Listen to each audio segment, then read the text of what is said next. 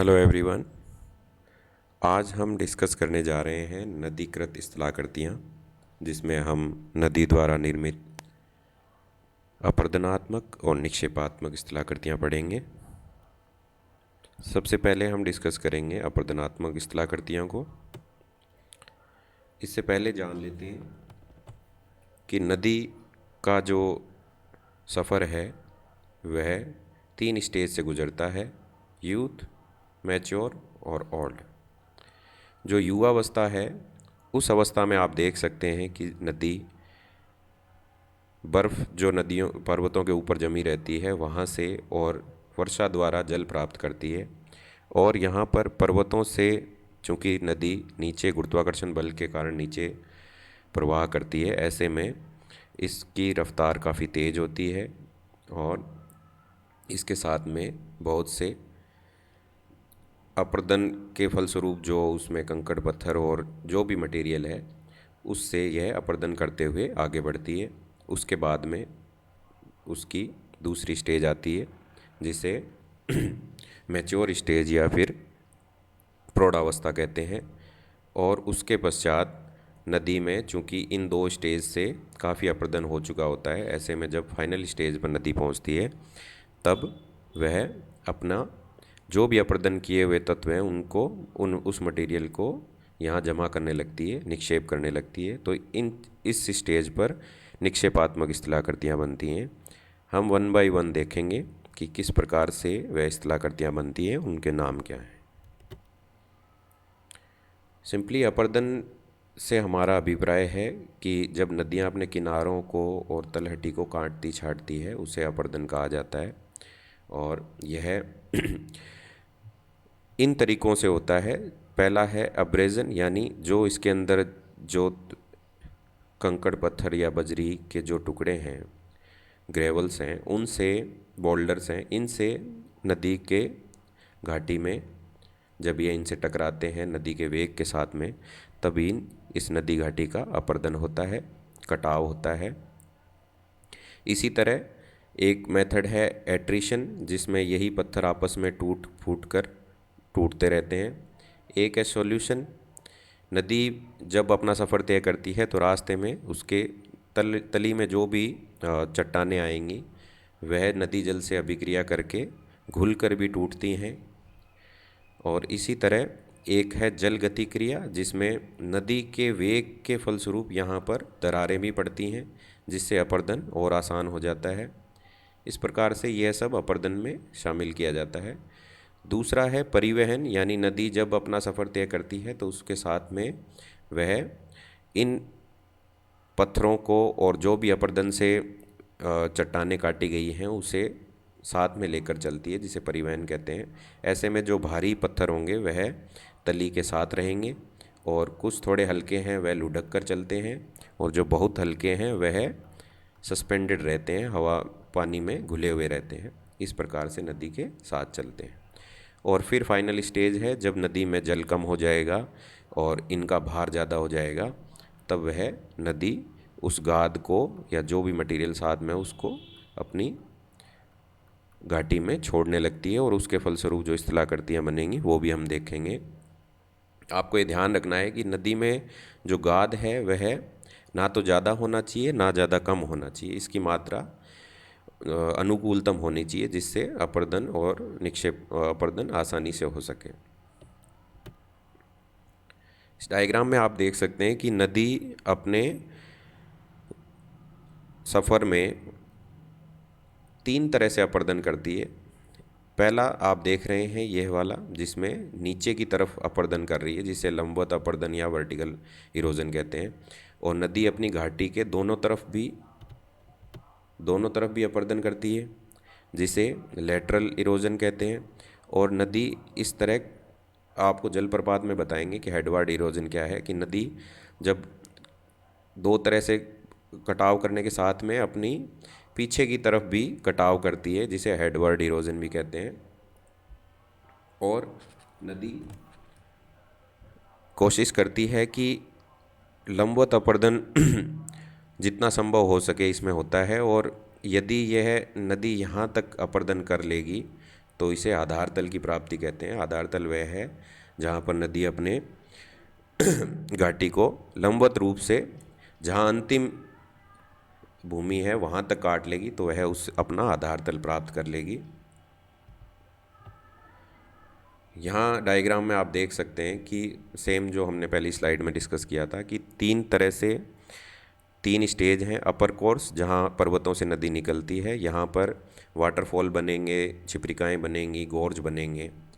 और middle course जो है वहाँ पर नदी थोड़ा सर्पाकार हो जाएगी और एल्यूवियल फैन बनेंगे यहाँ से निकलते ही। और फिर लोअर कोर्स है, यहाँ पर नदी आते आते इसकी क्षमता कम हो जाती है, इसमें गाद ज़्यादा हो जाता है, जल की मात्रा कम हो जाती है, ऐसे में निक्षेपात्मक आकृतियाँ बनेंगी। इसे आप नोट कर सकते हैं कि नदी की अपरदनात्मक और निक्षेपात्मक स्थलाकृतियाँ कौन कौन सी हैं। पहली है V shape valley. V shape हम इसलिए कह रहे हैं क्योंकि आप देख सकते हैं कि ये जो स्थलाकृत यहाँ जो अपरदनात्मक स्थलाकृति बन रही है वह यह घाटी वी शेप में है। और मैंने आपको बताया था कि नदी लंबवत, साइड में और पीछे की तरफ अपर्दन करती है, और जब लंबवत अपर्दन अधिक होगा तो वी आकार की इस शेप में आकृति बनेगी, इसलिए इसे वी आकार की घाटी कहते हैं। दूसरा है वाटरफॉल या जलप्रपात।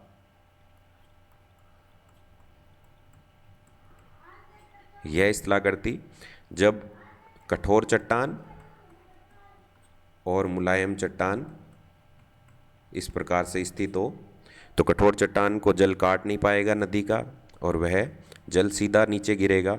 ऐसे में यह चट्टान मुलायम है तो इसे काटना आसान होगा, और इसी प्रकार से झरनों का या जलप्रपात का निर्माण होता है, क्योंकि यह चट्टान कठोर है और यह मुलायम है। इसी में ही हम आगे देखेंगे कि प्लंग पूल क्या है, या जिसे हम हिंदी में जल गर्तिका भी कहते हैं, और यह किस प्रकार से बनता है इसको डिस्कस करेंगे, और यह अवनमन कुंड से किस प्रकार भिन्न है। यहाँ पर सेम डायग्राम वैसा सा है कि वाटरफॉल बना और जो जल यहाँ नीचे गिरेगा वहाँ पर ये चूँकि चट्टानें मुलायम है और जल गिरने के कारण भंवर बनता है, और यहाँ पर यह ऐसे गड्ढ से बन जाते हैं। इन खड्डों को प्रपात कुंड या फिर अवनमन कुंड कहते हैं। और जैसा कि आप ये नीचे भी देख रहे हैं, अब इसी प्रकार के जो गर्तिकाएँ या प्रपात कुंड हैं, यदि यह नदी के बहाव के समय झरनों के पास बनेंगे तब तो इन्हें प्रपात कुंड कहेंगे, और जब नदी की तली में बनेंगे, नदी की तली में भी भंवर बनते हैं और उनसे जब इस तरह के गड्ढे बनेंगे तब उनको जल गर्तिकाएँ कहते हैं या पॉट होल्स कहते हैं। नदी की अंतिम स्टेज में संप्राय मैदान बनते हैं, और डेविस ने इसे मोनेडनॉक भी कहा है कि जब सभी अपरदनात्मक कार्य हो चुके हैं तब, वैसे ये निक्षेपात्मक स्थलाकृति भी है पर इसे हम अपरदनात्मक में ही पढ़ेंगे, और इस तरह के संप्राय मैदान बन जाते हैं जिसे मोनेडनॉक पेनीप्लेन या संप्राय मैदान कहते हैं।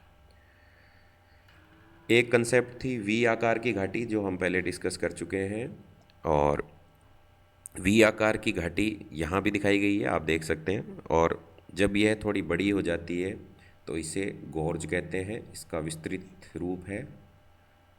और भारत में भी गोर्ज मिलते हैं सिंधु और ब्रह्मपुत्र नदी की घाटियों में, और यह इससे विस्तृत है, और जो कैनियन है वो गोर्ज से भी विस्तृत है।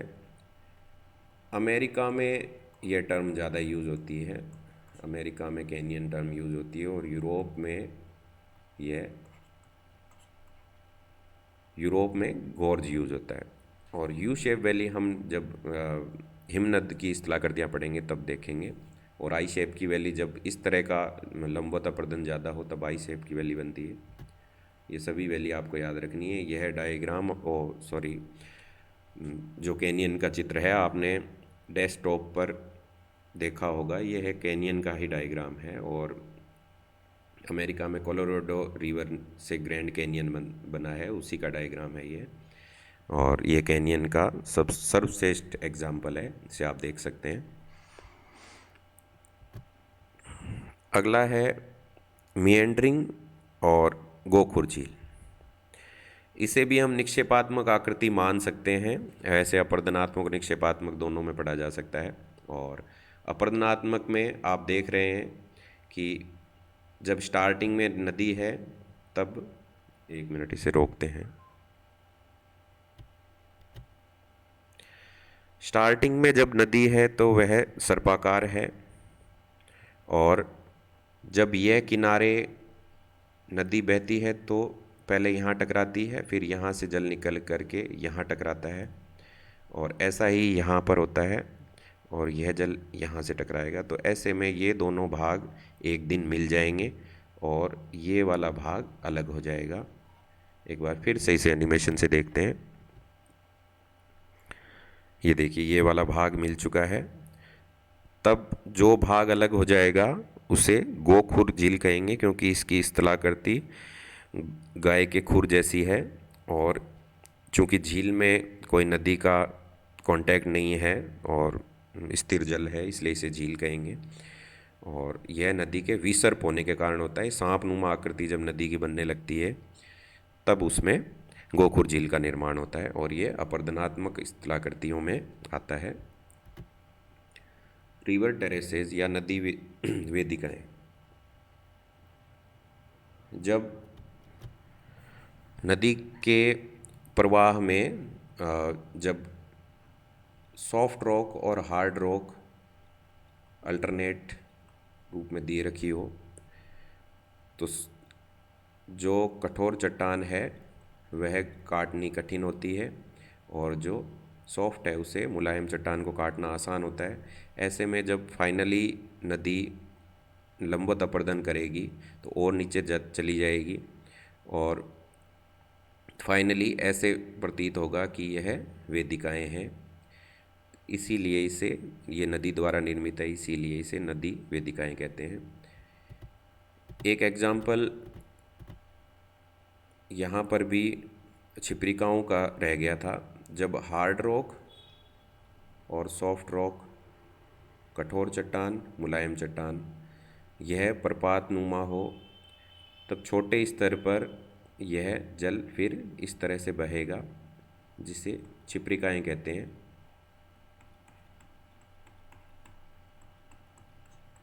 यानी कठोर चट्टान, मुलायम चट्टान निरंतर ऐसे अंतराल पर आएंगी, तब जल इस प्रकार से कठोर चट्टानों से होते हुए बहेगा, इसे छिप्रिकाएं कहते हैं। अब है निक्षेपात्मक स्थलाकृतियाँ। यहाँ ये पूरा कोर्स दिया हुआ है नदी का। इस प्रकार से नदी बहते हुए फाइनली समुद्र में जाती है, और इसी दौरान जब नदियाँ पर्वतों से जस्ट निकलती हैं अपने मिडिल कोर्स में, तब उसके साथ में एक बार उसका प्रवाह कम हो जाता है, और नदियाँ इस तरह से बहते हुए और साथ में ऐसे गाद छोड़ते हुए चलती है, निक्षेप करती हुई चलती हैं। तब जब पंखनुमा स्थलाकृति बनती है तब उसे जलोढ़ पंख कहते हैं, और एक कोन के शेप में जब बनती है तो उसे जलोढ़ शंकु कहते हैं। और एल्यूवियल प्लेन और फैन और कोन में डिफरेंस ये है कि इसका जो स्लोप होता है, स्लोप मतलब यहाँ से जो ढाल होगा वह धीमा होगा, यानी स्टीप स्लोप नहीं है, बिल्कुल ऐसे खड़ा ढाल नहीं है, और ये इस तरह से बनता है। और जो कोन है उसका स्लोप तीव्र होता है, और इसमें जो बोल्डर, क्ले और जो है वो नीचे जमा होते हैं, और महीन पदार्थ ऊपर की तरफ जमा होते हैं। साथ ही दोनों की स्ट्रक्चर एक जैसी सी लगती है, लेकिन दोनों में डिफरेंस है स्लोप का, और मटेरियल कैसे जमा होगा उसका। आगे देखते हैं बाढ़ के मैदान और प्राकृतिक तटबंध। आप इसको एनिमेशन से देख सकते हैं कैसे नदी में जब बाढ़ आता है तो उसका जल यहाँ तक फैल जाता है, और जब वो मिट्टी बाढ़ जा चुकी होती है तब वह मिट्टी उसके चारों तरफ जमा हो जाती है, जिसको प्राकृतिक तटबंध कहते हैं। और जो फैला हुआ क्षेत्र है वह जब बाढ़ चली जाती, जैसा आप इसमें देख रहे हैं, अब बाढ़ जा चुकी है, तब यह क्षेत्र अपने वो नदी अपना गाद यहाँ छोड़ देती है, उससे मैदान निर्मित हो जाते हैं जिसे बाढ़ के मैदान कहते हैं। कभी कभार इन प्राकृतिक तटबंधों के टूट जाने से भी बाढ़ आ जाती है। यूपी बिहार में ये कॉमन है। इसका डायग्राम आप यहाँ देख सकते हैं कि ये जो पार्ट है वह प्राकृतिक तटबंध है, और जब बाढ़ आती है तो यही जल यहाँ तक आ जाता है, और जब वापस से बरसात का मौसम चला जाता है तब यह नदी वापस यहाँ बहने लग जाती है, और यहाँ पर उस बाढ़ के समय जो मिट्टी लाई गई थी वह यहाँ निक्षेपित हो जाती है, जिसे बाढ़ के मैदान बनते हैं, और ये काफ़ी फर्टाइल होते हैं, उपजाऊ होते हैं, कृषि के नज़रिए से काफ़ी उपजाऊ हैं। अब बात करते हैं डेल्टा की। और डेल्टा, चूँकि मैथ्स में डेल्टा इस प्रकार से यह डेल्टा कहलाता है, और इसकी शेप भी डेल्टा की तरह है, इसीलिए इसे डेल्टा कहा जाता है। हेरोडोटस ने इसको सबसे पहले ज्योग्राफी में यूज़ किया था। और ये बनता कैसे है ये देख लेते हैं कि नदी जब अपने फाइनल स्टेज पर पहुंचती है, अंतिम अवस्था में, तब इसमें चूँकि हम भी उसके जल को यूज़ कर चुके होते हैं और इसमें गाद भी ज़्यादा है, ऐसे में यह संभव हमेशा संभव नहीं है कि जब नदी पर्वत से निकली है उस समय उसके अंदर जो जल था वह अंतिम स्टेज पर जब पहुँचे तब तक उतना जल नहीं रह पाता है, स्वाभाविक है।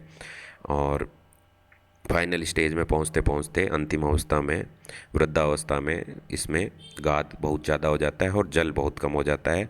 ऐसे में यह अपने आसपास ऐसे जल छोड़ते हुए चलती है, और यहाँ से ऐसे कुछ कुछ शाखाओं में इसका जल समुद्र में मिल जाता है, और यहाँ पर हम कह सकते हैं कि नदी का अंत हो जाता है। परंतु यह यहाँ पर इस तरह से गाद छोड़ देती है कि ऊपर से देखने पर यह एक डेल्टा नुमा लगता है, इसीलिए इसको डेल्टा कहते हैं। और डेल्टा एस्चुरी से भिन्न है, इसको हम आगे की वीडियो में डिस्कस करेंगे। ये आप देख सकते हैं कुछ डेल्टा के एग्जाम्पल्स पूछे जाते हैं, जैसे चापाकार डेल्टा कौन सा है, या पक्षी के जो पैरों की आकृति पंजाकार डेल्टा कौन सा है।